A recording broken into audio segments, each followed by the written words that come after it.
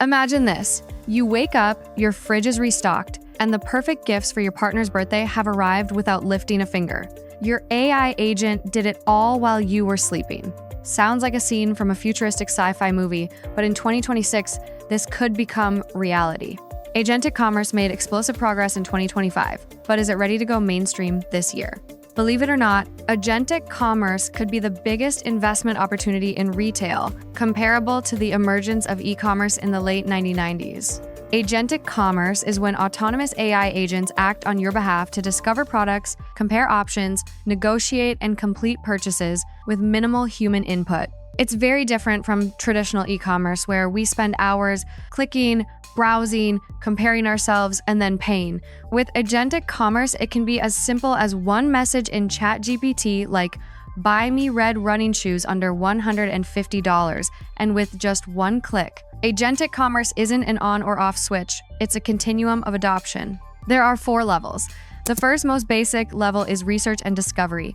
This is how most consumers today are using AI.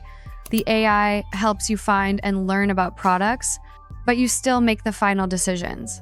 For instance, we use ChatGPT to learn more about different types of vacuum cleaners or which shoe brand is best for running. One step above, we have intelligent comparison and curation. Here, the AI not only provides product information, but it also explains why one product is better for your needs. It gives you a recommendation, an opinion, which is more than just factual information. At level 3, things are getting more high level with seamless buying and execution. The AI handles everything up to and including the purchase. This is emerging right now, as this is where OpenAI, Perplexity, and Google Commerce agents are putting their efforts in. This stage is also the most prone to consumer distrust, because here, consumers give authority to the AI agent to make purchases on their behalf. Level 4 is the final stage, fully autonomous and proactive. This is the most advanced stage where the agents shop independently, anticipate your needs, and even negotiate with other agents, all without you getting involved. This is the future, especially for routine catalysts. As we define the roadmap for the future of agentic commerce, now it's time to talk about what's happening right now in early 2026. Late 2025 was explosive for agentic commerce, and those breakthroughs are hitting mainstream this year.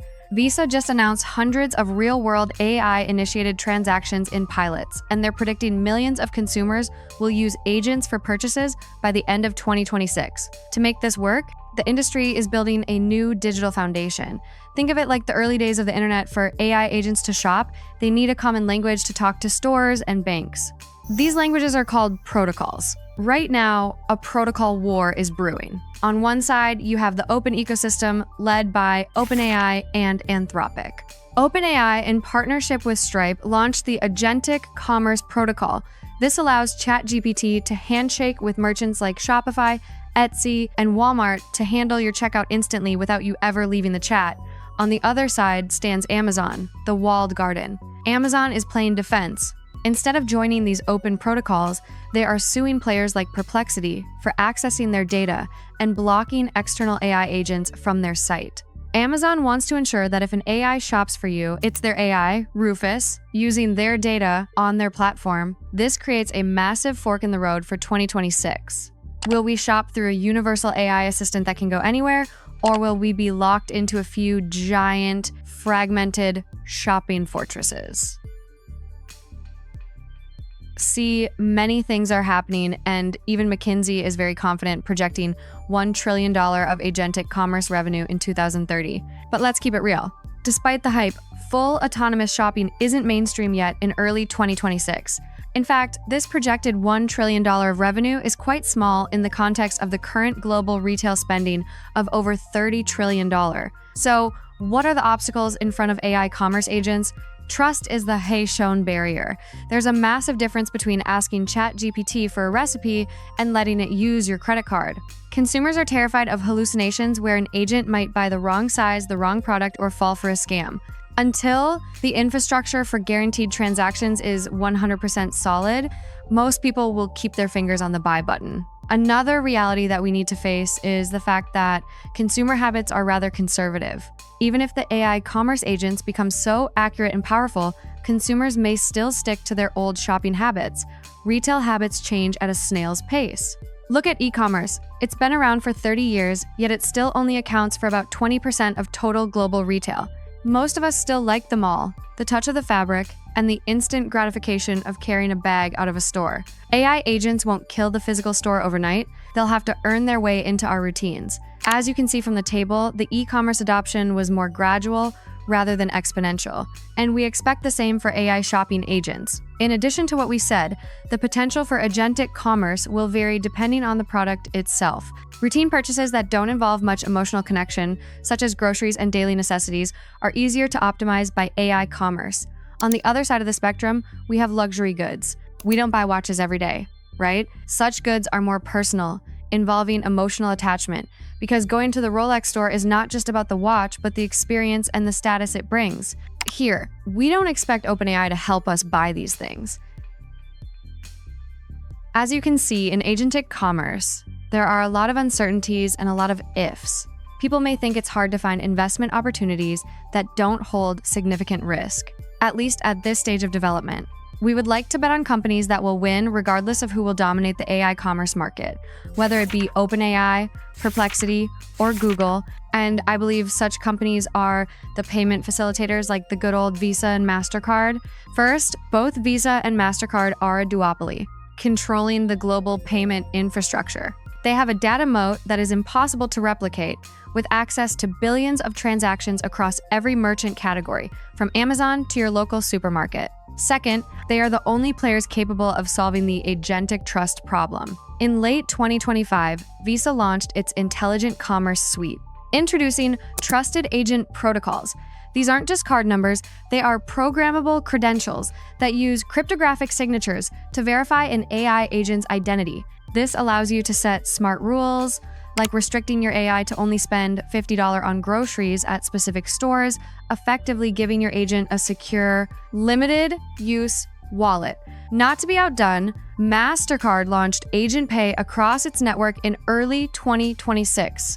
This framework uses agentic tokens that allow AI agents to negotiate and complete purchases autonomously while keeping your real card details hidden from the merchant. By integrating these tools directly into platforms like OpenAI and Google Gemini, Visa and MasterCard have ensured they aren't just processing payments, they are the security layers that make the entire AI economy possible. No matter which AI protocol wins, they all must pay the network tax to the gatekeepers. The other name that we believe will have great potential to benefit is Walmart.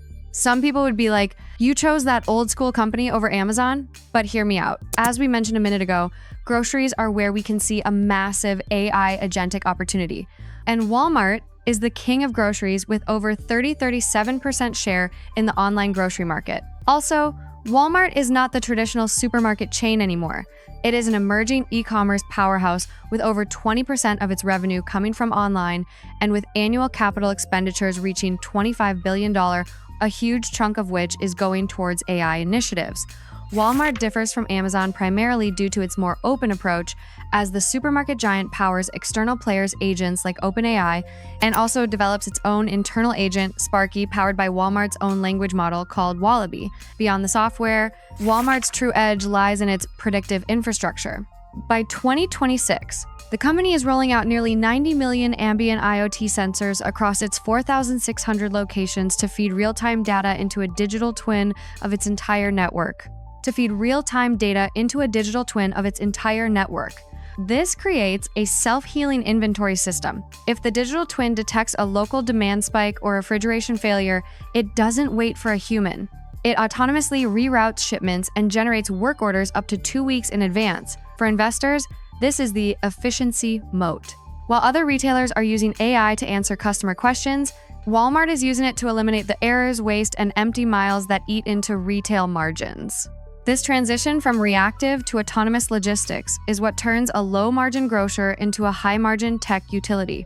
Overall, referring to what we said that the adoption of agentic commerce will be slow and gradual, we would like to clarify that we don't expect Visa, MasterCard, or Walmart to generate a significant portion of their revenues from AI agents, but this trend will very possibly change the investment narrative in their favor. Anyways, that's all for now. Thank you for watching till the end. Let me know in the comments below if you found these stock picks surprising. Please Make sure to subscribe and hit that notification bell so you don't miss our next video. I'll see you in the next one.